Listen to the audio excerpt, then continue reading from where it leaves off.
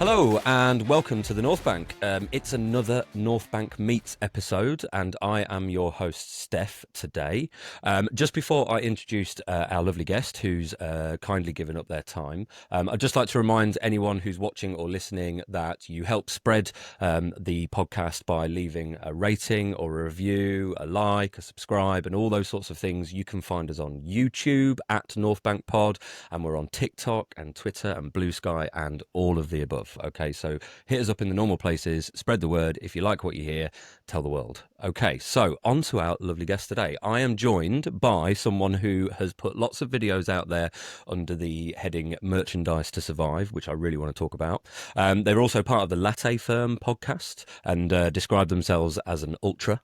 And they also write for the BBC as the Arsenal fan voice, and I must say writes very well on that. Welcome to the North Bank, Laura Kirk-Francis. Thank you so much for having me. Wow, what an introduction! You're a natural. You're a natural. You should you might have usurped your co-host there. Oh, I really, really don't think so. Okay, I've done a couple now and it's fine. But yeah, Holly, get well soon, and can't wait to have you back. Right. Well, we're not here to talk about us. We're here to talk about you, and I do want to talk about those merchandise to survive videos first. But I want to ask a question as well, and I did sort of prep you on this because it might have taken a bit of thinking about. What's your favourite bit of Arsenal merch? Are you a replica kit person? Are you someone? Training tops are very popular. I've got one on my door over there at the moment. Or are you a fan of like little gadgety tat? I don't know. What's your What a favourite stuff? question. I mean, as I speak, I have endless amounts of nonsense merch in my home. So I have the large version of the Gunnosaurus, like the plushie. I don't have kids. I've got no reason to have it, but I wanted it. Okay. Um, I'm quite partial to the kind of retro ranges that they bring out. So when they bring out, the old badge, kind of the big baggy jumpers, that kind of thing, I can hardly resist when they bring those out. I've never understood buying a training kit, each to their own, but fair enough. But yeah, I'm very partial to the Adidas retro stuff. I think they've done I have to hand it to them, a very good job at bringing back what was a very popular, back in the sort of 90s, early noughties, all around the bruised banana, that kind of thing. So I am partial to buying a track top and things like that. Yeah, that's my favourite. I have to admit that when they first came out, I did that very sort of middle-aged man thing of going, oh, they're not the original stuff and blah, blah, blah. And then I thought for a second, well, of course, when you look on things like eBay or wherever it is, original stuff, people are charging hundreds for that Yeah, kind of it's stuff. So for hundreds of younger pounds. Yeah. supporters to go out and go, no, I've got something that harks back to that, I've got over myself now and it's absolutely fine. What about the worst kind of stuff? Yeah, I mean, training tops. Okay, I've maybe had the odd top, but to play football in Yeah. five-a-side myself, maybe. But For is there me, any other stuff? the worst stuff, and again, I'm going to sound like a sort of grumpy old person here. And look, I get Arsenal are not aiming these collections at me. That's absolutely fine. But they do lots of collaborations with very cool kind of streetwear designers.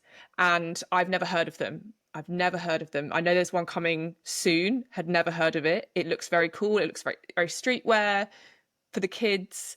Now, those are just not for me, but that's fine. I don't think they're aimed at me. I don't think they're aimed at what I would assume is about 50% of our fan base who are older gentlemen, and I just can't see how when they're brainstorming it, they're like, do you know what these guys need? A hoodie with a designer on it, and we're going to charge them 180 quid for it. But they sell out, so fair enough, it's not for me. But those are the ones that whenever they pop up, I just think, actually, no, you're not going to have my money for this today. Yeah, I've seen some of the stuff in our shop online, and just thought actually, if I was in that, it would look like a cry for help a Yeah. little bit. I think It if I looks was like someone wearing it. who's maybe going through a divorce, or do you know what I mean? It's like, are you okay wearing that hoodie? Yeah. It's not for you. Yeah. And is there anything then that stands out that you don't have that you're still craving and you still really want? Do you know what I didn't buy? And I am someone who buys all three shirts every season. I'm an absolute stickler Really? for it. Whatever. For reasons I can't really explain, I did not buy the beautiful black and gold one we had 2 seasons ago. And I just, What? Every time I see people wearing it, I think, oh my God, what a mistake I've made here not buying it. And it was one of those ones where I just thought, I'll wait to the end of the season. They always stick a sale on. And then when I came to it, it was sold out. And so that is the one that's missing from my wardrobe. I don't really want to spend hundreds of pounds on one that people have stuck on eBay. It's one of those ones that what could have been the one that got away. I've made my peace with it now, unfortunately. But that was a beautiful, beautiful shirt. That was a great shirt. And Arsenal reported that it was like the best-selling shirt in like Really. literally ever. It was really good. Apart from that, they could have had one more sale out of Could have you, one but more. no, they Could have didn't. one more. Yeah, yeah, exactly. And I one thing I also don't understand, and perhaps there are people who are listening who do this, but I can't understand buying the authentic version. Why? You know how they do two versions. One is Yeah, yeah, like yeah. for the plebs. You're not playing football in it. It doesn't need to be the sweat wicking material. And then one that's authentic. And I just think, are you playing in that? Does it need to be that material? And I don't it's get so it. much more expensive, and I don't understand it. No, I'm with you. At the same time, I always buy one top for the season, and I might get the others if I really, really like them. Yeah. So, how are you feeling about this forthcoming seasons? We're in the summer 25. So next year the home kit's out. I've already got mine, and it's probably the earliest I've ever bought one because I really do quite like it. How are you feeling about the Yeah, home shirt? I really like it. I've not got it yet, but I will buy it before the season starts. I think it's very, very good, very clever. Again, they're just rolling out that old school Gothic A that, That's that it. people love. Like it works. I've seen so many leaks for the away kit. It does look like it's going to be that blue one So with for the anyone listening who's not seen it, yeah, it's blue and it's evoking the lightning bolts, but they're not yeah, lightning bolts. yeah. But then it's got these red stripes on the shoulder. What are Yes, your thoughts on that? Because it I'm not a feels fan. as a professional, um, it it feels to me over designed. It feels like Yeah. just right. What elements can we shove at this thing? What else can we get on here? We've got lightning. There's probably some sort of thing on the back of the collar. Throw some stripes in there. Just throw everything at the wall and see what sticks. But I will have to wait until I see it. I'm sure it will be accompanied by some flowery explanation as to how it represents North London and the Gunners around the world and things like that. But from what I saw, I thought, oh, it's just a bit much. The home shirt is the perfect example. Keep it simple. Yeah. Nice red shirt, bit of a pattern in the background, lovely, very nice. But yeah, the away one I think is gonna have to be a grower on me, definitely. On a complete aside, those press releases that they include for the justification of how they put it together are ridiculous. I was listening to a podcast just today where they were talking about apparently Watford have released a press release around their kit. They're selling two versions, one with the sponsor, which is for a casino, and one without.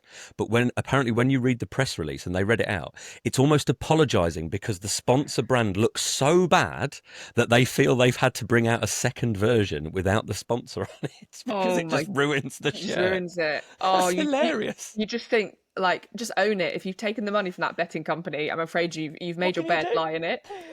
I love it as well when I've seen a few Chelsea ones actually where they're trying to justify it being blue, and rather than just being like, this is our home shirt, obviously it's going Yeah. to be blue. It's like this electric blue is reminiscent of the West London vibe on the King's Road, and you're like, no, it's not. It's just a blue shirt. Let's just call it what it is. Like, it's not that deep. But yeah, this is my favorite part of this the summer is seeing all the kit releases and watching creatives trying to justify their work. Well, the third kit is another one that's going to question my principles because um, it might be white, and Mm, traditionally white is obviously yeah, Tottenham. But if it's the one I've seen that's been leaked on some random, Twitter bio, oh, it looks good. really. It's Because got a we've collar. yeah, I'm a big fan of the yeah, ooh, collars. ooh, could be partial to a collar. Yeah, Is it the one that's got a bit of kind of like a bit of maroon in it, like the Nike maroon one we had? detailing, like yeah, lining. I, Ooh, I mean, okay, I mean, could be just take my partial. take my money Take my is money. basically Take what's my going to money. happen there. Yeah, that one could be worn on some European jaunt, I think. Um, Absolutely. okay, then, right. So let's go back to the beginning. Why Arsenal? Where did it all begin for you? So I grew up in a town called Berkhamsted, which is north of Watford, outside of London, and went to school with Nigel Winterburn's kids. So they Oh were wow. actually in my Joe, who is one of Nigel's sons, was in my class. And so there was always a bit of a link to Arsenal that way. My brother, who is 2 years older than me, was always an Arsenal fan. And so I kind of just adopted it that way. I didn't really kind of fully commit to being a football fan until I was maybe 13. So this would have been 2005. Um, and I became absolutely obsessed with watching Match of the Day. I used to babysit my next door neighbours. I wasn't the most popular of kids, and I wasn't invited to parties and things like that. So while everyone else was out drinking, I was babysitting my neighbours around the corner, Getting and obviously paid, I hope. getting Yeah, paid. Yeah, good. yeah. Yeah, No, yeah, they earning were money. respectable neighbours. That's fine. They did like to booze though, so every Saturday I'd go around there and babysit, and they didn't have Sky, so or anything really. So I always did two things. One is watch the DVD of the 2005 Ashes. That was get that out of the way, and then watch Brilliant. Match of the Day. And that's really how I kind of came to football and also came to Arsenal as well, because by then my brother was going to the games, and so it kind of I guess that's kind of how it came from there. And then in 2013, I was very lucky to be able to buy a season ticket, so I've had that for 12 years now. So yeah, it was, I guess it wasn't like a big kind of aha moment. It was just sliding into that inevitable brother's an Arsenal fan from a Exactly. family that likes sport, and that's kind of how we arrived, basically. I think that's true of a lot of people. There are some that, they watch that one game and that player does that one thing. But I think a lot of people, I mean, mine was family, Yeah. Holly's was family, who normally presents, Chris, same. So it's fairly, standard sort of thing for most people. That's an interesting time at which to start supporting Arsenal because, yeah, 2005 that's pretty peak. The Invincibles the season before, there's a Mhm. Champions League final the year after. So how did you feel following that period? It's funny if I look back now and I observe discussion on social media between fans about their memories of the club, I feel like I have missed quite a lot of the good stuff. So although I was aware of the Invincibles, that doesn't feel like my memory. That feels Right. like the memories of other people. Yep. I remember the 2006 Champions League final because I've never seen my brother cry before until then. He's 2 years older than me, and he was in tears.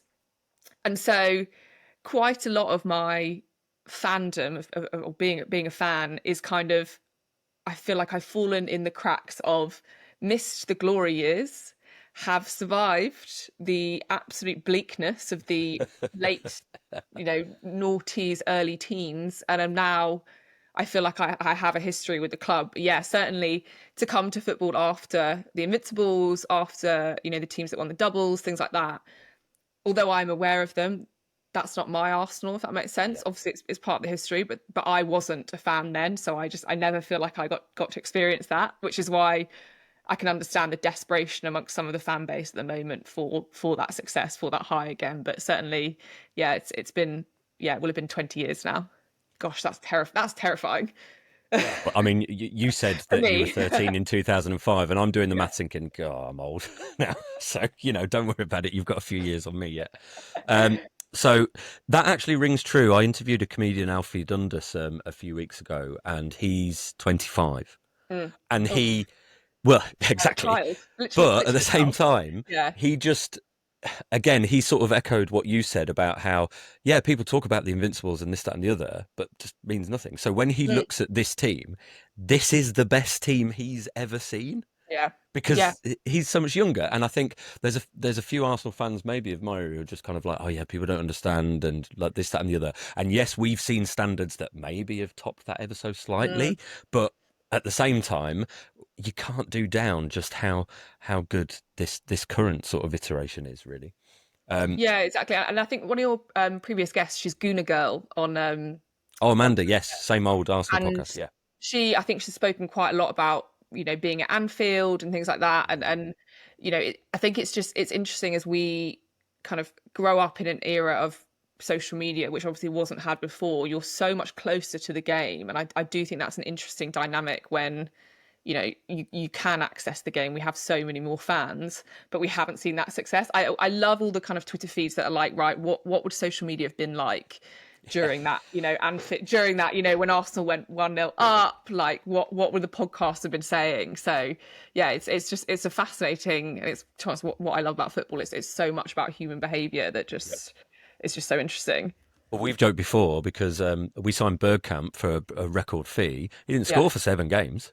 And Oh my, everyone's can going, you imagine? Yeah, and thought, exactly, it's that classic thing of, well, now Twitter would just be yeah, ablaze. Like there would yeah, be pitchforks and it would just be awful. And Henri, people forget, Henri's our biggest ever scorer. He scored the most goals for Arsenal ever. He missed some absolute yeah, sitters. Like he yeah. missed chances, as all strikers do. This is the thing. But, again, it's just we don't pore over that because now all we've got are the highlights reels. And Mm, he's just incredible. He's on another yeah. planet. But yeah, we go from day to day on social media just going, oh, they missed that one thing, and it just gets a bit too angry. Okay, let's try and lift it a little bit then. So when you started, it was around 2005. Who were the players you first started to adore? So the player that I have always loved, and I think he divides opinion, and I do get it, but Fabregas is always my kind of like first love, my first player that I fell in love with. He was really young. I don't think he's that much older than me. I think he was for a long time. He's a bit older than me, maybe a He's little bit older. my age. No, he's not. And Is he? yeah, he's like 40 now. Yeah. Gosh, okay, all right. It's in my head. I was like, we could be together, me and Steph. When I was 13 years old, I was like, that's who I'm Well, going to yeah, marry. yeah. It's only a few years. He was still a Only a few years. teenager. But he was such a clever player for his age, and he was also quite kind of maybe a little bit sort of aggy on the pitch. Like he gave as much as he got. I remember that. I think it must have been the Carling Cup final when him and Lampard had a proper scrap. It was a cup final when John Terry got knocked out. I Oh, think that there's a one. League Cup. Abu League Dhabi. Cup. Abu That was Dhabi it. kicked him in Yeah, the that head. was it. And I remember seeing pictures of Fabregas scrapping with Lampard and feeling very protective of him. But he was my kind of like first player that I really, really kind of associate with Arsenal, fell in love with. Absolutely broke my heart when he went to Barcelona, particularly in the way that it happened. And then obviously he went to Chelsea, and I do get that. But I actually still have on my wall in the kitchen a massive print of Fabregas that I was given for my 15th birthday. My mum went to a local kind of print shop and got this massive canvas of Fabregas. They said that they couldn't do it because of the copyright, and she just begged them. So I've got this beautiful print of Fabregas in my kitchen that I've had. It came to uni with me. It's come to everywhere I live, and it's enormous, and it's in my kitchen. So he will always be my Mr. Arsenal, basically. Well, I mean, for me, he certainly rings true because when I started going to the Emirates, albeit as a Red member, just the odd Mm. game here and there, he was the superstar player that I started seeing because getting tickets for Highbury for me was really tricky. So when we moved to the Emirates, I was able to go a bit more. And yeah, Henri was there for a season, but not, he Yeah. moved on pretty quickly. Whereas Fabregas sort of stayed and kind of led that team. And I was so disappointed that he perhaps didn't see more success as he hit that sort of peak. And yeah, I can understand him going to Barca, but the Chelsea one, I feel like that's on us. We Yeah, could have we didn't want signed him. him, We didn't want him, and you're like, and I just he would have been yeah. he would have been amazing. Yeah, How could you not? Because apparently you can have too many world class midfielders obviously, at we the don't we don't want to time. we don't want to make it unfair, do we? That would be Oh we don't want to no, stack the midfield too much. give One thing with Fabregas though is that I am the reason I still feel warmly towards him is that one, he always speaks very kindly of his time at Arsenal. I don't think he's done any kind of bad talk about his time. He often describes us as we. I think he's a really good pundit as well.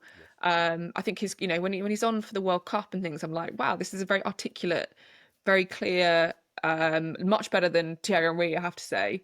And he's also clearly a very good manager, and he's doing really well. So clearly an amazing kind of football brain. But yeah, just when I was 13, I was just absolutely obsessed with him. I'm going to have to pick up on it. What's the problem with TT's analysis? And I don't think he's the best analysis. I think he does the banter stuff on CBS Yeah, pretty well. But I don't think, I mean, to compare the two of them, Fabregas, I can't remember what game it was, but England were, I think, losing or not playing well. And Fabregas gave a really, really good explanation of what was happening and then what he would do tactically. mm, TT, I think, doesn't offer anything other than he's almost too he can read the game, but he's not good at translating that for the viewership. yeah, And that for me is like, I just want to extract all the knowledge from you because you're clearly, you know exactly what's happening, but you actually just don't have that ability to articulate that to someone else. And that's why I think he probably is never going to make it as a coach, because he's just like, well, you just, it's like my dad trying to explain algebra to me at the kitchen table and I'm crying and he's going, well, obviously you just, you know, put this under here and then we go to the next line. How can you not see that? And that's how I feel like Thierry Henry is. He's so clever. He's so just a genius in football, but doesn't have that way of translating that to a viewer, particularly a viewer like me when I'm not hugely up on stats and things. I'm like, treat me like an idiot. And it takes a lot of skill to be able to dilute something very complicated into something that the viewers can't understand. So that's a very long-winded way of me saying he's too clever. He's too clever. That reminds me of some of the England players. I think it was around '98 when Glenn Hoddle was in charge, and his way of trying to demonstrate what he wanted from set pieces was to take world-class free kicks himself and just say, basically, do it like that. Do And that. it's like, no, I'm not sure that's gonna Yeah, help. Really, that's not. Yeah, that's. I don't think when Pep is coaching Haaland, he's like, right, sit down and watch this. Okay, this is how it's done. Which is, you know, for the visual learners, that's a valid teaching technique. But certainly, yeah, for those that want a bit more substance in their teaching, that's not the right way of doing it. Oh, well, fair enough, fair enough. Well, I've just mentioned a non-Arsenal player. Who are the non-Arsenal players that have also caught your eye over the years? Ooh, what a question. Let me see. I mean, of the current crop, Mo Salah, absolutely adore. I have no words for how good he is. I Annoyingly was so. very much hoping that he would leave. Which was, oh yeah, Mo, it's been great, but off you go. Wonderful player. I actually had a bit of a soft spot for not a soft spot for Wayne Rooney when he moved from Everton to Man United, again because he was that kind of like young English Yeah. talent. That has quickly disappeared, certainly. And there were a couple of really niche ones. So I used to absolutely love John Arnorisa at Liverpool. Okay. Don't know why. Hit a A ball fellow, really hard. yeah, hit the ball so hard. A fellow ginger, I think. So there might be something there. And players that I probably love to hate but would love at Arsenal. Son at Spurs. Really? Yeah, I mean he's kind of maybe coming to the end of his career now, but certainly when he was in his peak, he used to absolutely terrorise Rob Holding and players like that. So I'm not sure that's the boast you think it is. And I love Rob Holding. really, is But it? long It's not way. really. I mean, he baited Rob Holding into putting a really bad tackle in, got him sent off. We lost the game, didn't qualify for the Champions League. It's fine.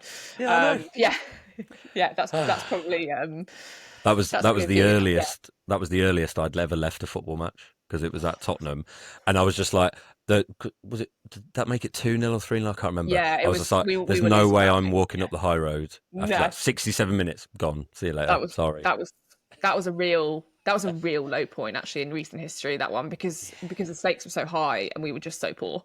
Well, it was also Saliba's injury. It was just so Yeah, gutting as well, wasn't it? So yeah, never exactly, mind. exactly. Oh well, at least he's got lovely hair now. He's been to Turkey. Um, right. So, I mean, that was a pretty terrible moment. So let's try and keep it positive again. From your history following Arsenal, what have been some of the high moments? So I think the 2018 North London derby, we won it 4-2. Spurs were 2-1 up, and we came back with goals from I think Torreira. Herrera Is got the there? last one. That was it. So that game 4-2. Yeah, 4-2. that is probably in recent memory one of the best atmospheres I can remember at the Emirates. Certainly, because I think from memory that was early Emery days, Was was it? Emery? Yeah, definitely. Early Emery days, and I don't think we were already doing not brilliantly. So not feeling that confident going into. I can't really remember, but there's just something about that game that I can remember so much being just like, wow, this is what it should feel like. Especially as that game swung, there was quite a bit of niggle as well, that the players were kind of going at each other. Just really, really wonderful stuff. I remember the 2014 FA Cup final as being both the best and worst day of my life. It was my mum's 60th birthday, I think, and we had a barbecue. And, we're 2-0 down inside however many minutes. And I honestly thought, I was like, right, I'm going to see my brother cry again. Like, this is another 2006 Champions League final. We were just in disbelief. And I've got loads of pictures of me like almost lying on the floor outside, just complete. I'm a bit of a coward when it comes to watching the game. So if there's any excuse for me to hide behind a pillow, that kind of thing, I will do it. I'm a real coward when it gets really tight. I've got an image of like one of those, like a small child having a paddy in a supermarket Yeah. because they're just tired and they don't want to do anymore, so they just lay down and their Basically, parent has to drag them off. And you say that for the North London derby, not even last season actually, or season before, when we were 3-0 up at half time, and then this is at Spurs, Yes. and conceded 2 goals. When I was watching at my parents' house, when the penalty went in, I literally got up, put my phone down, and walked to the end of the garden, and I was like, come and get me when this is finished. I cannot physically watch it. And I just remember thinking, this could be the last time I'm ever happy. Like in this moment where Arsenal are 3-2 up and I don't know the score, this could be the last moment I ever experience happiness. I'm going to listen to the birds singing. I'm going to appreciate the sunlight, the flowers. And then I'd have no idea how long went by. I was too scared to go back in. And then, like you just said, my mum had to come and get me, a 33-year-old woman who was lying on the floor at the end of our garden, and be like, it's okay, Laura, they won. And it's just, that's what I'm like as a fan. I am nervous. I'm hiding behind pillows and things. So, yeah. Arsenal don't make it easy, but it almost makes the highs better, because that they have struggled to get there. So certainly the 2014 FA Cup final was just like terror and then joy. Well, Chris, our producer, won't mind me sharing this because we've said it on the pod before. Early in the days when we were doing the podcast and reviewing a few matches here and there, something was going wrong. And Chris told us this story about how when a certain event happened, he had to storm out into the garden and he kicked his gnome. Like literally the most like pathetic thing that he'd done. So every time now that there's a game going on, we'll be in the WhatsApp. If something goes against us, Chris, how's your gnome? How you doing? Gnome's getting destroyed. Remember, if you smash it, that's it. He's done. I need a new gnome every week. My gosh. And to be honest, I'm a very bad loser. So if Arsenal have lost at the weekend, I'm not watching Match of the Day. If it's not on TV, there are goals that I haven't seen us concede, because I'm just like, I'm not watching it. Why would I watch it? There are certain goals that the 2-2 at Aston Villa, or it was at the Emirates earlier this year. We were 2-0 up. I haven't seen either of the Aston Villa goals. I'm not watching it. I'm not doing it. Why would I? I'm not doing it. So, I like to preserve myself. Yeah, I think of all those tacticos that have to pore over every little bit and just go over it again. I mean, it must... No. Because I'm the same with you. I used to be much more extreme when I was a lot younger, sort of like in my teens, early 20s. Whereas now, what I'll do is I will have a podcast blackout.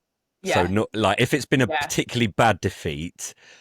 Podcast blackout. Sorry, as much as people are very rational about it, I'll just go, no, sorry, Arsblog, it's not happening. Sorry, Latte Firm, it's not happening. It's not today. Just not today. I need a little bit of a break. Maybe after the next one, I'll come back. But just for now, my own thoughts, is where I need to be. Okay, right. So we've talked about some funny moments there. Are there any particularly standout funny moments from your life supporting Arsenal around the sort of club? It might have been something a player's done on the pitch, could have been what someone said in a press conference. Is there any sort of funnier moments? Something springs to mind, which I observed when I first started going to the Emirates. So I first got my season ticket in 2013, and that was the year that we signed Mesut Ozil. And I have so many videos on my phone of the players coming out for the second half.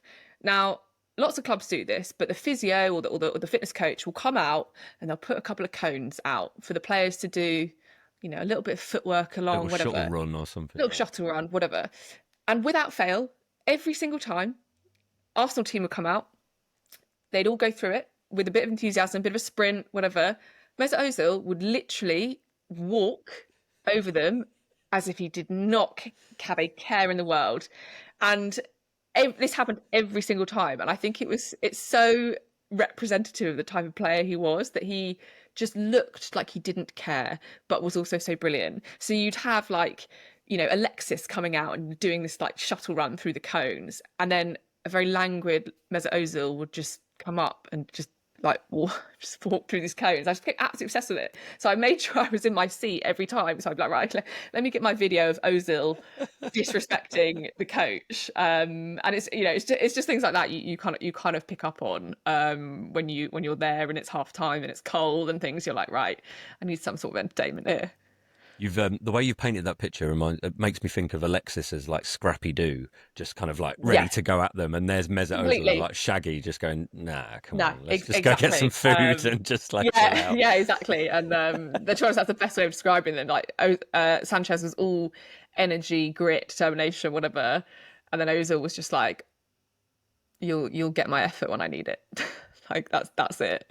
Which is complete opposite to the demands that are currently Yeah. made on the team. So, just as a general sort of overview, we're fully in the Arteta era now Mhm. under that process with the players that we've got. What's your thoughts and feelings about where we're at the moment? I flipped between having a huge appreciation of the journey that we've been on and the distance that we've travelled from, not that long ago.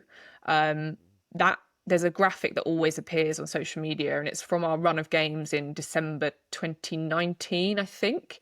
And it's, 1 win in 10, losing to like Burnley, things like that. And so, yeah, just horrible. And so to uh, have come from there to where we are now, I think the club deserves immense, um, you know, credit. I think also how we have transitioned from Wenger to where we are now.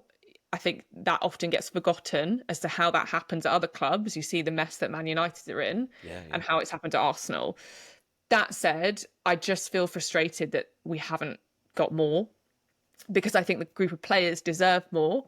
I think the football deserves more. And I think I'm nervous for next season, because I think we are starting to get to that point where it's like, if not now, when? Mhm. And I think we underestimate how big that extra 1% is. So, if we need to conjure up 1% better to win the Premier League title, that 1% is not proportionate to the rest. It's everything going our way. It's enormous. And so I still feel hugely warm towards this current side, the manager, where we're going. But I worry that next season, if the results start, we've got a difficult start as well.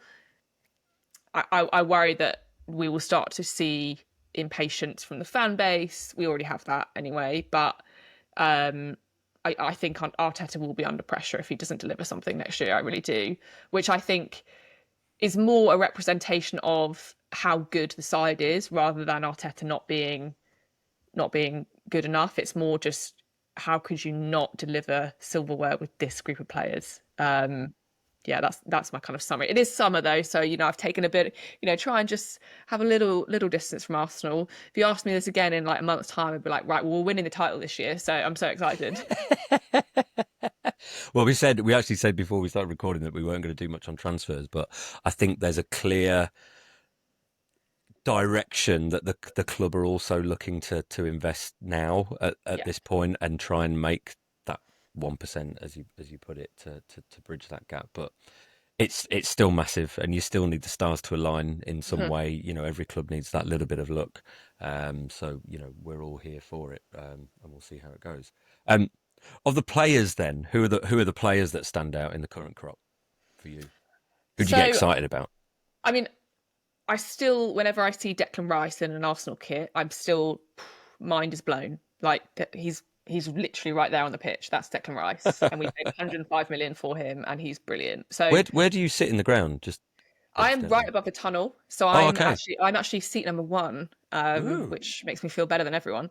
But I'm literally bang above bang above the tunnel, in the I'm like lowest stand. 738, so Can't all be number one, I'm afraid. So I'm sort of close enough that I can see the players well, and when Arteta is particularly angry, I can hear him.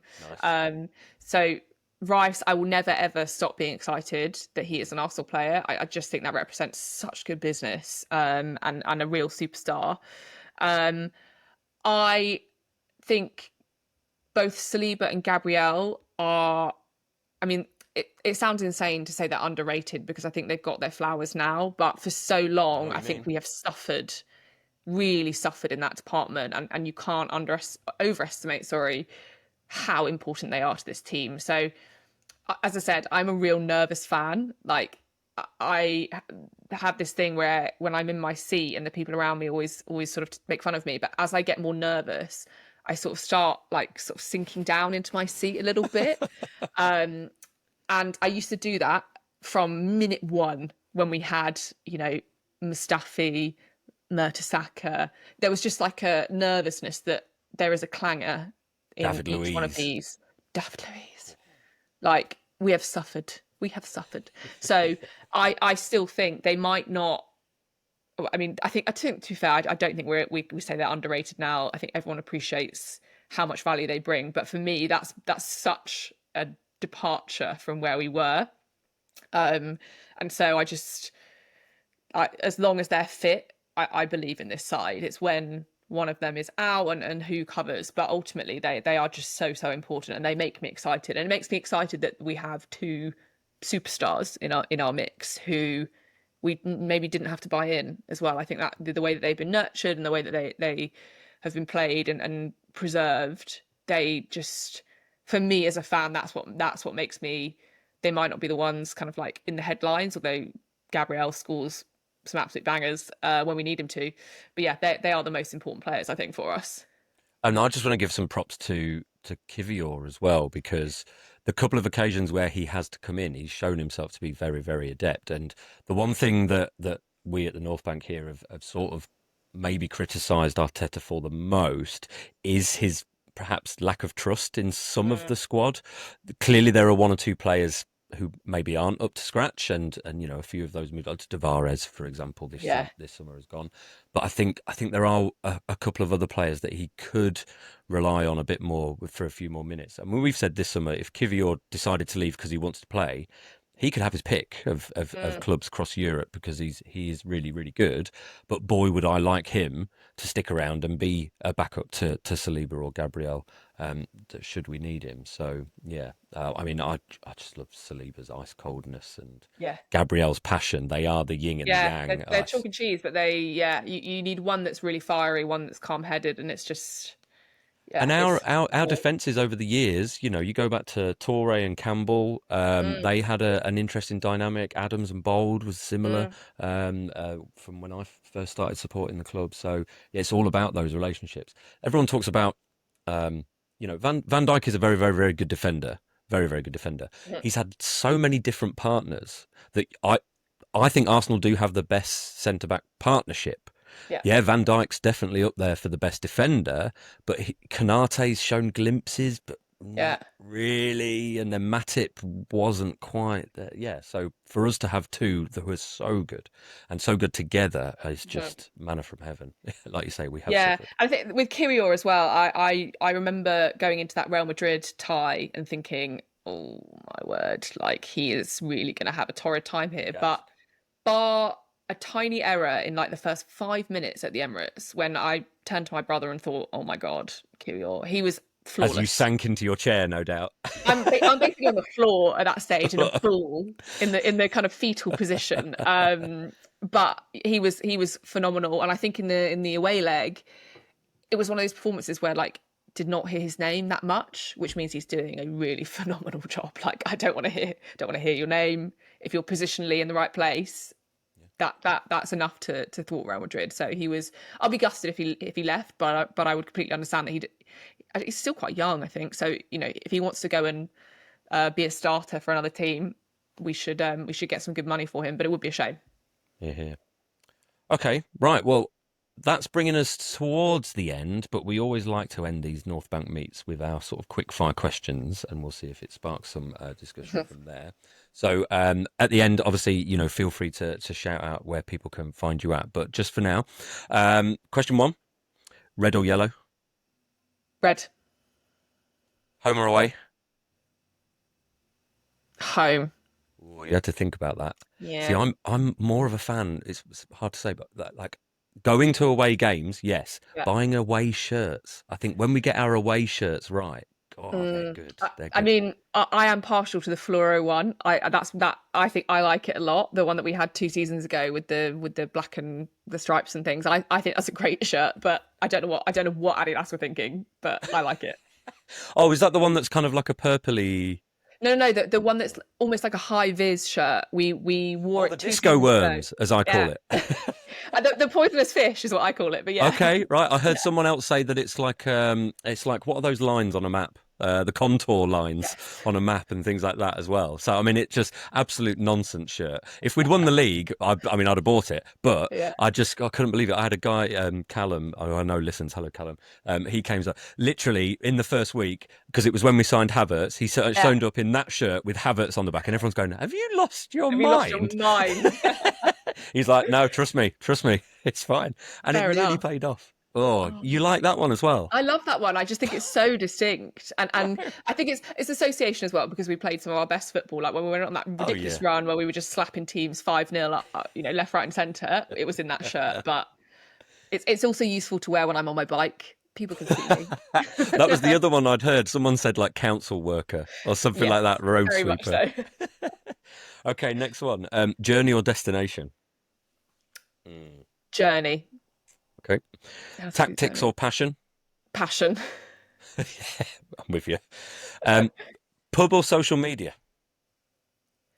So social media, because I don't like watching in a pub because I can't hide away because I'm a coward. It's like waterboarding me, making me watch in a pub. I feel like that bit at the beginning of Clockwork Orange when his eyes are propped open. That's what watching in a pub feels like to me. I like to have the freedom to run away and hide in the toilet like the coward that I am when things get a bit tense. So it would have to be social media for me. The strangest experience I ever had watching a pub was when we got beat at Stamford Bridge 6-0 by Chelsea. I'm watching in a pub in Norwich with my friend Gav and my wife, Laura. And there was a Chelsea fan at the bar. And he was a bit leery anyway beforehand. But once it got to the sort of 4 and the 5, we turned on the gallows humour. Like we're literally laughing our heads off at this point because what else can you do? What can you do? Yeah. This Chelsea fan got so angry with us. Yeah. Like, as he put it, you like, wanted to get back. not properly supporting your team. Like, what are you doing? And we just couldn't fathom it. We're like, mate, 6-0 down. The guy sent off the wrong player. It's Arsene Wenger's like 2000th game or something. Yeah. Like this is the laughing matter now. It's hilarious, and like angry as well. But there's a point at which you just have to sort of like give into it. And he was livid at us taking the piss out of our own team. I couldn't believe it. So that's always made me a bit wary in pubs. Okay, this kind of answers the next one then. So watch on TV or in the ground? In the ground. So how do you cope when things are not going right then in the extreme? So obviously I have my chair trick when I kind of fall down my chair. Sometimes I can't believe I'm going to admit this, but I'm going to. Take yourself out to the concourse? No, that I can't do because I would take myself out of the concourse and then out of the ground. But what sometimes do is if we're all standing up, so where I sit, you primarily sit down, and then if the ball goes out for a corner or whatever, you kind of stand up like a load of meerkats. Sometimes I position myself behind the guy in front of me who's quite tall, so I can't see. So for the penalty shootout So you're here against, but not experiencing I'm it. here, but I'm not here. No, only in those really tight moments. I'm just a real coward. For the penalty shootout that I can't remember who it was, Sporting Lisbon maybe last season. Porto, Porto, that was when it. Raya made the save, yeah. Didn't see a single save. Just like this. And sometimes I will just look across to the East Stand and then they will tell me whether it's gone in or not. So yeah, I can't believe I've admitted that. But sometimes I will just be like, oh no, I can't see. Well, I've certainly done that before. I'm better at watching penalties now, but I remember this was before I had my season ticket, but I'd got tickets on the exchange in the North Bank, pretty much where I am now, and we drew 3-3 with Fulham, and it was when Berbatov was at Fulham, Yeah. but we did we have a penalty? I can't remember what it was. There was You a missed the penalty. penalty. Yeah. There was a penalty late on, which I Yeah. think we missed, Yeah. and I couldn't watch, and we missed. And I literally, all I did was basically turn around, and I'm looking at a guy who's just Yeah. behind me, just like, you're right. And he's like, why aren't you watching? I'm like, I can't watch, mate. I just can't Can't do it. watch. Can't watch. Just can't do it. It's pathetic. I know. Well, pay all that money and I you can't don't even watch. watch it properly. Oh. Yeah. But yeah, I couldn't watch, and he missed, and I felt justified in not watching because I didn't really You didn't experience really it. see it though, did you? If Yeah, you didn't see it, it exactly. didn't happen. Didn't happen. Yeah, we won 3-2. Wicked. Oh, okay. Right. Speaking of watching stuff, then the next question on our quickfire round is Monday Night Football or Match of the Day. Match today. Yeah, I think Has to be it match stems today. back from Yeah. your childhood. Okay, VAR in or VAR out? Far out. But you hesitate. I hesitated because I'm not sure how I would deal with suffering the injustices of a poor decision, but I do feel like it has had a profound impact on celebrating a goal. I do a kind of half thing, and then you look around. Is a flag up? Are the players? Is the ref?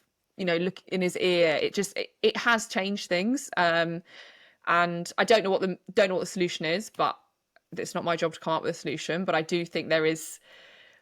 Yeah, it has ruined it a bit. Whenever I celebrate a goal, it's kind of like, is this going to stand, or is it going to be like a balloon's been popped in here in about 20 seconds time when it's ruled offside, especially when it takes so long.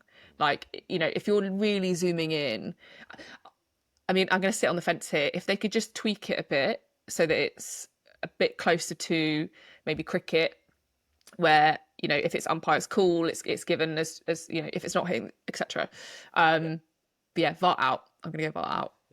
Well, I made a pledge. It was a couple of seasons ago when Martinelli scored a goal against Newcastle, where the ball went over his shoulder and he hit it on the volley, Yes. and I didn't celebrate because I was so sure in my head that he was offside that I Yeah. just stood there going, Now he's offside. Yeah. Everyone's going mad around me, and I'm just Yeah. like, no, forget it. He's Yeah. offside. He's offside. Yeah. They're going to rule it out. He's offside. And it counted, and I felt so cheated that I hadn't celebrated it that I said, right, whatever happens, Yeah. ball hits the net, I'm celebrating, and then Celebrating, I'll just yeah. treat it like a more extreme version of the Lino's flag going up late, Yeah. and I'll just Yeah. have to You just have to deal deal with with it. that a bit later. Yeah. So yeah, I vowed just I'll celebrate whatever happens Celebrate. now. Always celebrate. Yeah. Damn them, but yeah, okay. This one will be interesting because yeah, of the eras that you've sort of covered, but Highbury or Emirates? It would have to be the Emirates. I only ever went to Highbury once. My dad bid for some tickets in our school auction for the right. last. Were they donated by Mr. Winterburn? I think they were actually. Nice. It was the last Arsenal Manchester United at Highbury, so it would have been, I think, wow. 2005. I guess 2006 actually, because that's when we moved. 0-0 draw, absolutely sheeting down with rain the entire night. We were on the North Bank, couldn't really see, but obviously loved it. But my memories are primarily at the Emirates, so it has to be the Emirates for me. Okay, fair enough. And last question in our quickfire round is Champions League or Premier League? Champions League. League. Okay. It has to be. It is the one that we're missing, and I think it would quiet a lot of chit chat amongst rival fans. Well, all And these European champions. There's about yeah, 7 so of them now. all the other European champions, it would be good to be amongst the proper ones, basically. But yeah, it has to be the Champions League. I just, because it reminds me of one of your little sketches that you put out where you were the chant, talking about how stretched you were now that Yeah, all these other clubs were she's singing it. she's busy next season. We got Chelsea, who maybe have a claim to it, but Spurs, like, you, come on. You're not champions of Europe. It's not that difficult. The Have some thing shame. the thing that worries me, that let's say in a few years we really drop off and we're back in the Europa League or the Conference League. Yeah. Were we to win one of those, I think some of our fans would sing it. Some of our fans would sing it. I think they probably would. I think they probably would, and it would make me cringe. It would make me cringe. I mean, we'll probably get it this season, just because obviously the women are champions of Europe. That'd be I think interesting. that's an appropriate rebuttal. But you know, I think I agree. I think if we would probably do the same. Personally, I wouldn't, but No, I wouldn't. But although I do like the idea of us now rebutting the likes of Chelsea or Spurs and saying that, you know, our women have won a bigger trophy than you. That would be good. Yeah, I like that. Yeah, cool. Yeah, I'm ready for that. Thank you so much for your time coming on. It's been lovely to chat to you and get to know about your life as an Arsenal fan. Where can our listeners at the North Bank, where can they find you? So I am on probably everything. So I'm on Twitter. My handle is Laura Kirk12. I'm on Instagram. Laura Kirk-Francis. I think Kirk-Francis is my married name. And then I'm on TikTok. My handle is Letter of the Law spelled Lau. So you can find me wherever. Well, I can attest to that because I'm always looking out for your next sketch that's coming along, because, again, it's just poking fun at football generally and Arsenal.